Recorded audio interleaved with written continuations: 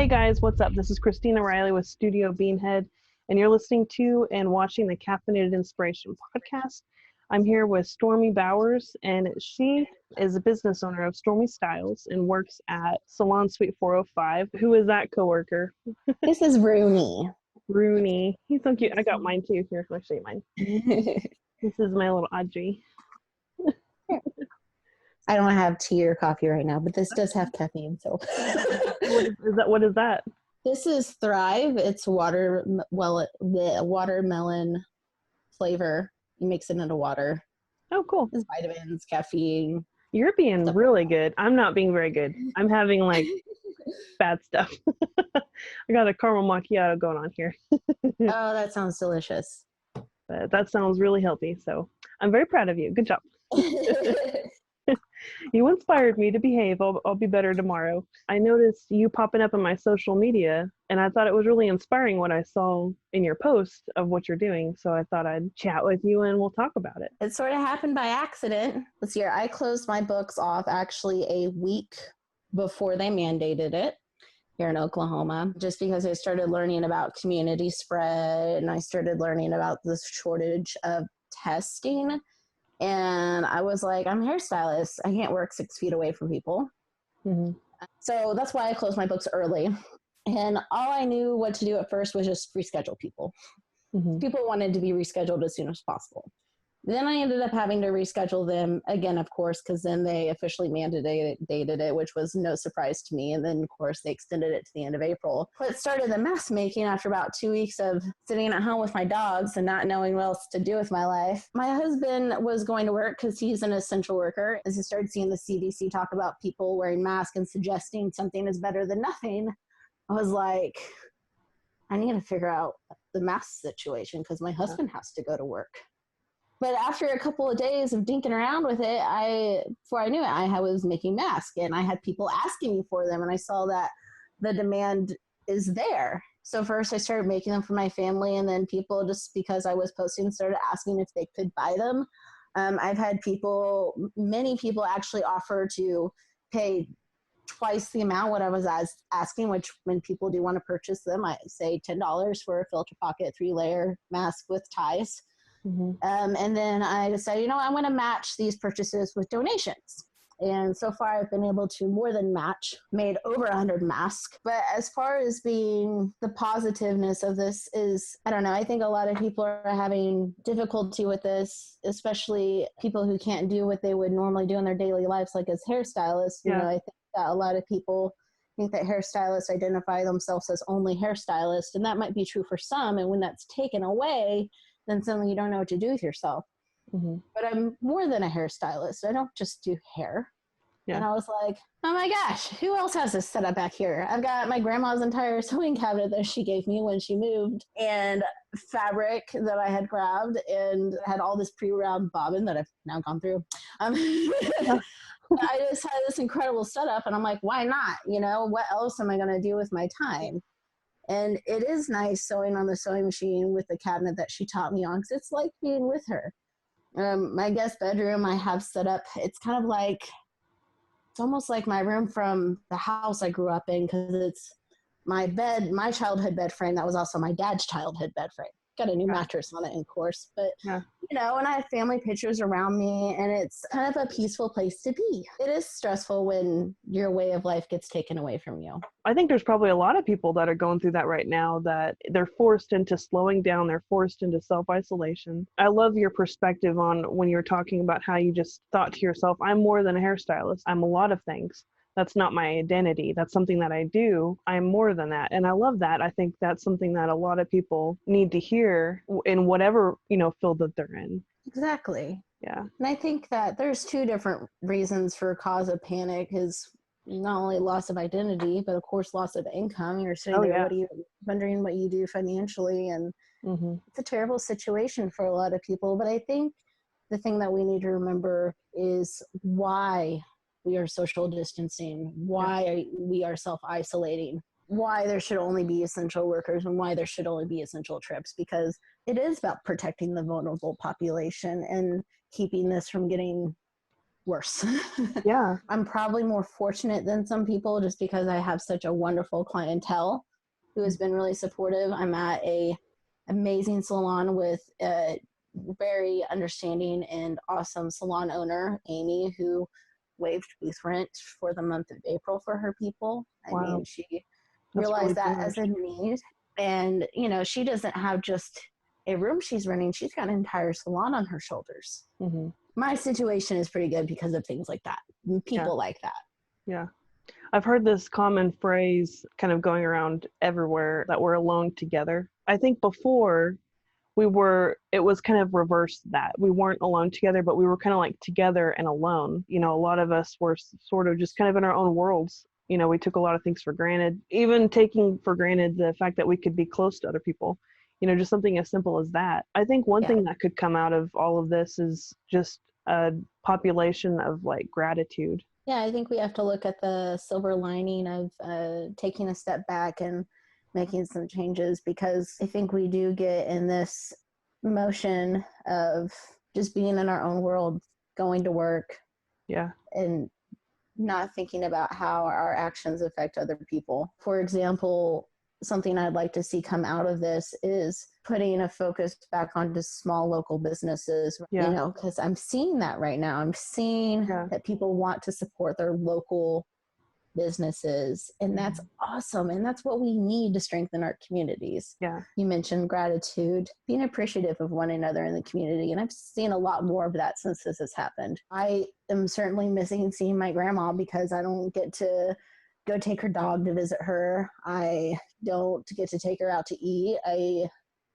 don't get to play games with her. She's been staying busy with hand sewing. She does a lot of embroidery Oh, wow. still, and crocheting. She's 84 years old. I know that a lot of us are missing seeing her right now, the way we would normally get to see her. And I think that there were times that maybe we took that for granted. It became another thing on our busy life of to-do list. And now it's, you know, all I want to do. Mm-hmm. When we get busy, we have a way of turning people into chores. Yeah, you're right. And it shouldn't be that way. It shouldn't be that way. And I I mean, think we're all, to our spouses. yeah, I think we all have done that. I think everybody's done that. So since your grandma is separated from you guys right now, have you been able to utilize any technology like Zoom or like maybe like your phone FaceTiming or something to try to stay connected a little, or? My grandma operates a very simple landline phone. I see. I was wondering. I didn't know. You know, you never know. I have visited her outside of her window on the phone, and it was really hard the first time I went over there because she said, "Well, come on over to the side door and give Grandma a hug." Oh. I said, "Grandma, I can't do that right now." Yeah. And she looked like she was about to cry, and it almost made me cry because, you know, and I know that's what a lot of people are going through, is missing people. Mm-hmm. But my biggest fear would be not seeing that person again because they got sick. Yeah. Things Grandma's also missing right now is pizza. Pizza. She's talking about pizza, so hopefully she gets some pizza soon. Yeah. You know, the little things that make life good. Mm-hmm. You Pizza's know, one of them. pizza's one of them. Yeah. Yeah. For me, coffee's and having our puppy dog, because, you know, she can't have her puppy dog in her home. She can't take care of him by herself. So, you know, things like that we take for granted too. Because I don't know what I would do without my coworkers. Mm-hmm. So helpful. Yeah. There's this whole new thing of people finding the new normal, and everything's getting more relaxed and a little bit more laid back in the way that kind of businesses are handling themselves. So whenever you go back to work, do you think that's something that could shift? You know, I already see that a lot in some businesses around Oklahoma, where people that like run retail stores and stuff have dogs with them at their front desk during the day. As far as places like salons, I don't foresee that unless they're a therapy dog, specifically just because of state board health guidelines. Obviously, you can't have dogs lounging around your salon because you have the potential of clients coming in, they're allergic to dogs. You know, I watch Crime Talk. It's with the attorney Scott Reich, whatever YouTube channels with Scott Reich. And he's been talking about attorneys that are taking on a much more casual appearance, and he has some opinions about that. He doesn't think that attorneys should be presenting themselves from their home in pajamas Yeah. on the video chat. So I can see where that might be a little controversial. Yeah. Yeah. Because he feels like there's a loss of respect in their profession by Yeah. doing that. If there's anything that you would recommend for somebody that's kind of struggling in your profession, what would you recommend to them? Education. There's a lot of free education online going around for hairstylists right now. Hairstylists are sharing that information with them. Of course, we share information with each other on small business loans and unemployment and ways we can help each other. And so in that regard, I think the hairstylist community has been great. Focus on gratitude, being thankful for one another. Mm-hmm. What does that look like? I think that looks like not being ugly to each other. Yeah. That's a good way of looking. Yeah. That's the truth. Because at the end of the day, it's about trying to keep most of us well, especially when we talk about our vulnerable and residents in long-term care facilities. What better time than now to take a step back and slow down? Yeah. Yeah. And think about how we're doing things. Mm-hmm. And maybe that will result in some permanent long-term benefits, mm-hmm. such as your stylist not being overworked. You know, a stylist, when we have a high demand, we're trying to get as many people in the door as possible because the demand is there and people are asking for it. Well, maybe it's that I start booking people out further apart and you get a stylist that has more energy and isn't so burnt out. Wouldn't that be nice? I mean, arguably when a stylist has patience and slows down, they're going to put out better work. The client's going to have a better outcome. What would you say to everybody that is growing like crazy hair and they're having some crazy do's? Having some crazy do's. Yeah. The way I look at it, looking at my hair, because my hair has not been colored in over 9 months. Mm-hmm. I haven't had a haircut. These ends look like destroyed. So I haven't had a haircut since November, other than my undercut under here, which some of you guys saw, that hasn't been cut. So it's like crazy. What I have to say to that is an opportunity for a new style. When you get your hair done all the time, sometimes it's difficult to have free range with the kind of style you want. You get a little extra length. Oh, you might be able to play with something a little new. Mm-hmm. It gives your hair a break from the chemicals and gives your wallet a break. For sure. People that don't normally, get like the Brazilian blowout, I think. Brazilian blowout? Yeah, like that's an opportunity that they could save up for stuff like that and things that they wouldn't normally. Or if they want like, a rainbow hair color. Yeah, you might want to save up for that. I know some people that are going to be saving up for color corrections. Mm-hmm. Yeah. Some of my clients have been doing some crazy stuff with their hair, and I'm like, it didn't take y'all that long to do some crazy stuff. Yeah. It really did. No time at all at home, and people get bored fast. So my sister, she has really long hair, and she gets it dyed all the time. And she never ever puts box color on her hair. And she's, got some pretty big. She hasn't gone to a hairstylist in a while to color her hair, and then everything happened, and so now it's getting really, really grown out. And I like my gray streak, so I actually keep my natural love your rogue color. Streak. It's like in the most perfect place ever. So she's got one like right here that she hides it, and her husband talked to her and was like, you just need to break down and buy a box color. And she's like, no, I will not do that. I am waiting.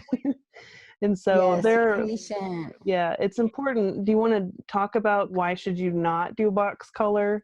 I'm going to give you one reason. I watched a video on the internet. I've seen it happen a few times where people go to grocery stores and take one color out of a box and switch it with another. So you really have like no freaking clue what you're getting out of a box at a store. People might have screwed with it. Whoa. The other thing is that since box tie, there's two things that people are looking for in box dye, and box dye caters to that. So people want it to be fast and they want it to last. So the permanent box dye is super duper permanent. It's high in ammonia and it's high in heavy metals. All that being said, say like you come in for your root touch up and you want me to highlight over it, do our regular root touch up and highlight. Well, say you've done a little bit of box dye. I'm going to have a band that's going to show up either when I color or when I highlight, because of you'll be able to see a difference. Also heavy metals when they are in hair, so like henna, like artificial henna, it has heavy metals in it, and if you try to highlight over that, it starts smoking. Oh my goodness. So That's scary. yeah, I mean, you just, why are you putting stuff on your hair that you don't really know what's in it? You know, like, Yeah. that's why not box dye. Yeah. Also, somebody might have switched it out in the store just to be funny, you know? Yeah. Like, Yeah. And that's so, the dangers of it. yeah. And what I will have to say is hair cutting, bang cutting, you know, hair grows out. If you really just want to screw your hair up, go ahead. But I mean, it grows back out. It's not my disaster. It's your disaster. Yeah. That's how I view it. I've seen some funny videos that you posted of some people like self-cutting. Yeah, because like injuring yourself is a thing. I'm not liable for if you injure yourself messing with your hair. Yeah. Yeah. And I mean, hair grows back though. I would rather see somebody cut their own hair than color their own hair. Yeah. I mean, some temporary colors will wash out, but I mean, the thing is, you just don't know. You just don't know. There's It's paranormal consequences. hair activity. Yeah. Right, there's consequences. Like, I might be able to fix it. I might not. I might have to tell you shave it and start over. Yeah. I mean, Yeah. It's not worth it. yeah. If they have a routine where they're getting certain colors from a professional hairstylist, and then they break it, one box can destroy all of the hard work that you guys work together. Exactly. People have sent me some funny pictures. Some have colored their own hair, some have cut their own hair. You know, I just ask that you film it so you can entertain me. Yeah. I just want to see you do it.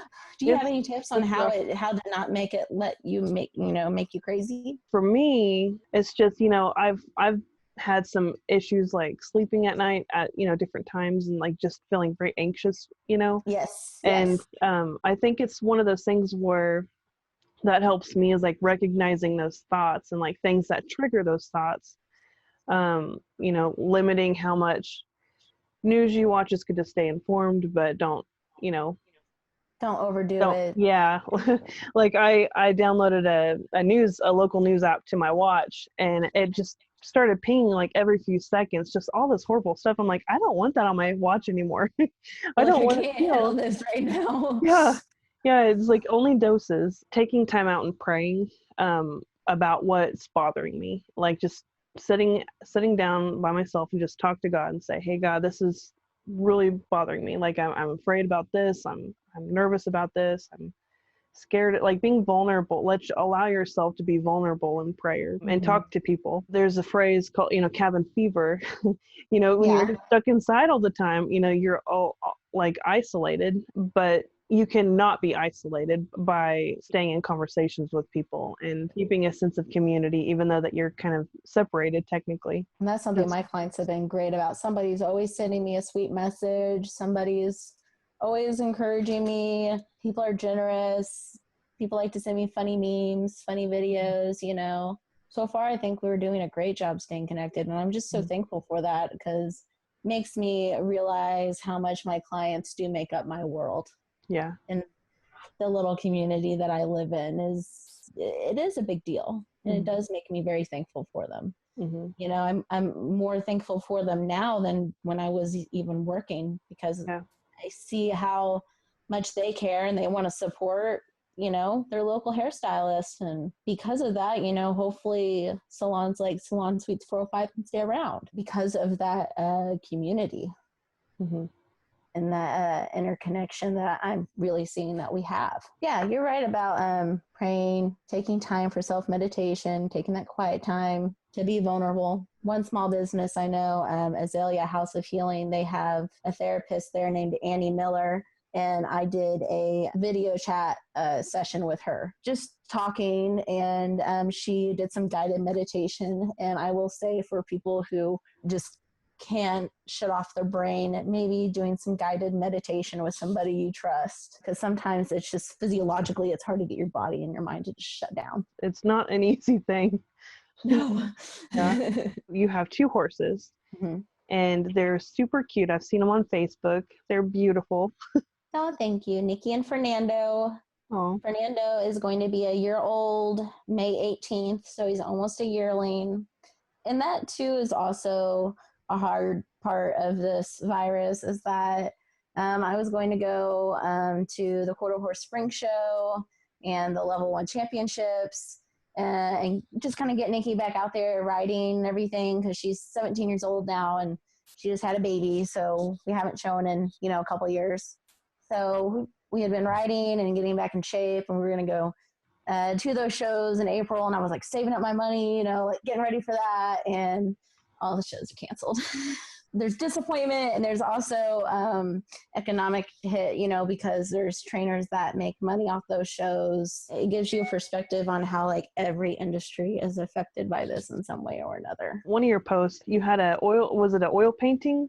Yes, my mother-in-law did a gorgeous painting of a picture I took of Nikki and Fernando. And Fernando was pretty little in that painting, but it's a moment I caught on my cell phone that was just perfect for a painting.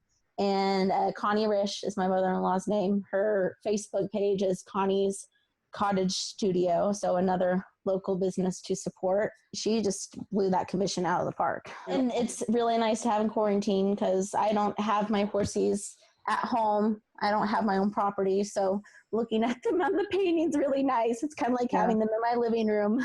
Mm-hmm.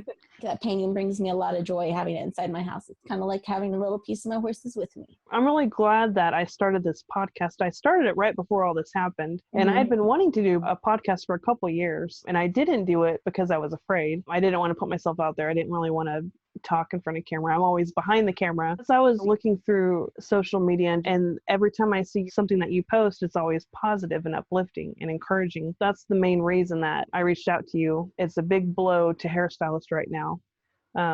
And then seeing you put yourself out there and going beyond yourself where you're helping other people, you're relearning how to sew. That's not an easy thing.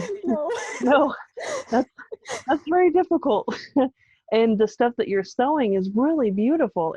Thank you. You actually are really very talented. Let's see, I identify with you on starting the podcast because when I first started sewing and then I ended up putting them out there and then people started asking for them, like, you're always afraid of that looking dumb and things of that nature. So I really identify with you on that. Well, you also mentioned too that you're selling some and then you're matching with the donations. Yes. Usually when I sew a batch of the Filter Pocket 3-layer mask with ties, they're 10 each. That seemed to be the most reasonable for the amount of material I'm having to use and the amount of time, because it can take me 5 hours or more to put out a batch of 20 to 25, a few more hours to do closer to 30. And so I do sell those because it does make up for time. They are a lot of work. And what I ended up finding that when I charged $10, a lot of people have actually been doubling it, like somebody buys 2 and they give me 40. And that's amazing. And so, and people have been donating material, and that's made it to where I can help replace some of my lost income, but also I can give back. So for example, Lucinda for FTC at North Care, she purchased 25 with her own money, and then I donated 20 to her. The 5 others, she said, give to somebody else, whoever needs them. Mm-hmm. Yeah, that's awesome. And then, so I do have some that are waiting to go out for donation to be picked up, but I might be dropping off some more. I just received another donation of neoprene today from Junco. The first yard of neoprene she gave me, I made 27 masks with that, and I donated that all to the Baptist Village, which they said they were in desperate need of. That's where my grandma lives. Mm-hmm. And it sounds like they might need some more, so I'll probably be sending more to them. And then I've talked with, again, Azalea House of Healing, because they've talked about making some care packages for maybe people who can't afford to buy this stuff, who can't afford to buy masks or Germ-X, things of that, because as you know, with this virus, we're sort of seeing a disparity. We're seeing that people of lower incomes are being hit a little bit harder, and I think that just shows the inequality of the population, if you will, their ability to get things. Yeah. And so I'm trying to get, I have 15 ready for them. And then I have somebody bringing some more hair ties. So I should have more available for them, more available for Baptist Village. So that'll be like 50 more masks going out. That's great. So if somebody wants to donate materials, what kind of stuff are you looking for? Neoprene is great, and 100% quilter's cotton. And if you give me quilter's cotton, I don't want thin stuff. I want like a high quality thread count, because that's the best stuff. And then most of my fabric is floral because it's grandma's fabric. Yeah. So most of this has been grandma's donation. Grandma, who gave me her machine and taught me how to sew. Go grandma. But so quilter's cotton, and then like I mentioned, like for some reason my machine, I got it to wind one bobbin. I got it to load one bobbin last night, and then it stopped winding for me. So I've got to either purchase more already wound bobbin or fix that aspect on my machine. I was looking at Walmart. Here's the biggest issue I run into with donations and mask purchasing and donating on top of also hair product, is that it leaves me where I end up running around, like either picking up stuff or dropping off stuff. And so what really helps me with donations is if you're willing to drop it off on my porch, because I love that a lot of people are like, hey, I have this. And I'm like, oh, I don't necessarily have time to run around to everybody's house and go pick that stuff up. And I don't want to have to be running into Walmart. Yeah, for real. I've been avoiding those places at all costs. So pretty much if I'm running around at all, it's just my car and people's doorstep. I don't touch doorbells. I don't touch handles. I carry Germex. I carry Clorox wipes. I see memes of people making fun of people for driving around with masks in their car while they're driving. And I'm just kind of like, well, here's the thing. If I am donating masks to a place like Baptist, or anybody for that matter, I wash and I dry them first. After I wash and dry the mask, I put on gloves to avoid cross-contamination. I wear a mask when I pack them. I'm being precautious, and I always tell people, like, hey, wash and dry them again. Like, just to be on the safe side. But if you see me driving around wearing a mask, it's because I don't want to be messing around taking my mask on and off, because that's annoying. I like to tie it and set it and be done with it. But if I'm making deliveries like that, to say to anybody getting a mask, I don't want to be contaminating it. I would like to see my Grubhub drivers wearing masks. Yeah. So, I mean, because it's the point of wearing masks is not so much to keep yourself from getting sick, but it's to keep you from spreading your germs, around. So if you see me driving around wearing a mask, I'm not crazy. Probably delivering mask or something. But again, I'm trying to not run around. So if people can do porch drop off, again, no touching doorbells, no touching mailboxes. Keep me from running around. I can spend more time sewing and get it done a lot faster. So they could probably just coordinate with you through private messaging, right? Yeah, and that's what a lot of people do. So friend requests, private messaging is good. Boy pattern fabric. If you're going to be giving them to nurses, neoprene is at least a little bit better than cotton. But cotton, they recommend things that are made of like felt or velvet. Like that's not good. I don't want that. So I don't want any Crown Royal bags. That data shows that felt is more likely to collect viral bacteria than, say, cotton. So that's why I'm particular about quilter's cotton, high thread count, or neoprene. That's really all I want. That's good. A lot of people haven't done their research and they don't know. And still, like, even if you're just folding a bandana at home, like, something on your face is still better than nothing, and it'll keep you from touching your face. I liked you mentioning about people kind of making fun of people wearing masks in their cars. I think it's good to kind of shine light on that, because, I think it's sort of a form of bullying. It is. That, because, this is like the worst thing to pick on people about, because it's, you shouldn't feel insecure for wearing a mask right now. Like, you shouldn't be worried about that. But I think there are people out there that are embarrassed to wear a mask, but they shouldn't be. Yeah, because people make them feel silly about it. And, it shouldn't have to be that way. It really shouldn't. Yeah, it's just a safety measure, and it's, a season. But right. It's a season. yeah. Yep. Seasons come and go. Things will get better. That's right. This too shall pass. It will. It will. And it'll be awesome when it does. That's right. Hopefully things will be better than before.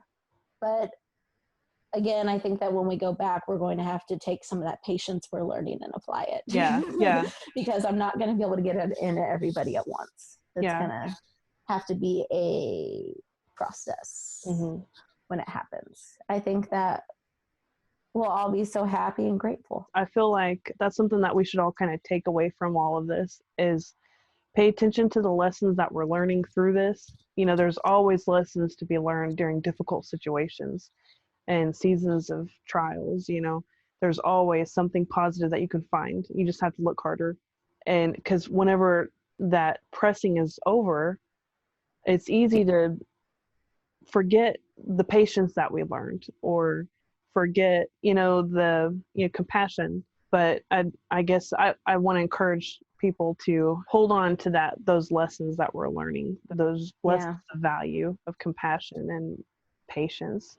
And it does take some work to get to. I mean, you can ask my husband. He's seen me the last few weeks. He's seen me be angry. He's seen me cry. He's seen me going through all the changes. And I think that looking towards those things of hope, when you get those into focus, it becomes a lot easier. Knowing that you're trying to be, try to be a part of the solution, not the problem. Yeah, that's a good way of saying it. Maybe your way of being a part of the solution, for example, for anybody, say they don't have a sewing machine. Well, that's fine. Not everybody has a sewing machine. Stay home.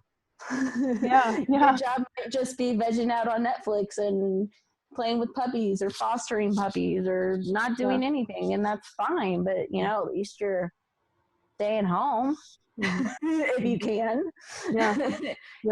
Everybody has some kind of role to play, whether it's they're an essential worker or again just trying to be part of the solution.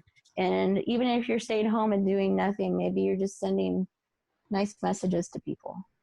Interconnectedness and just that human part of supporting each other. Like I said, I think instantaneous gratification is real human, but I think that empathy for one another is also really human. Especially right now. If you're thinking about someone that you haven't thought about in a long time, why not just take a time out and send them a text and let them know, hey, I'm thinking about you. Yeah, give them a call. FaceTime them. Yeah, I think we all need that right now. Like you reaching out to me, and it made me happy. Oh, I was like, Christina wants to talk to me. This is cool. I'm like, I want to talk to Christina because you every time. I mean, from the first time I met you, because when I went to meet you to do headshots, I was real nervous for that. But you just always have such a great energy. So. Well, thank you. I feel a little bit more relaxed just sitting here talking with you. You've been listening to and watching the Caffeinated Inspiration podcast. Until next time, stay safe, stay home. We love you. Bye. Bye. You've been listening to Caffeinated Inspiration, brought to you by Studiobeanhead. Now, I just want to thank you guys for listening to this podcast. I just want to thank you for taking the time out of your busy day to just spend this time with me. And I hope and pray that you have a blessed day and that you've enjoyed this time with me over a nice cup of coffee or whatever your beverage of choice is. I appreciate you. I really do.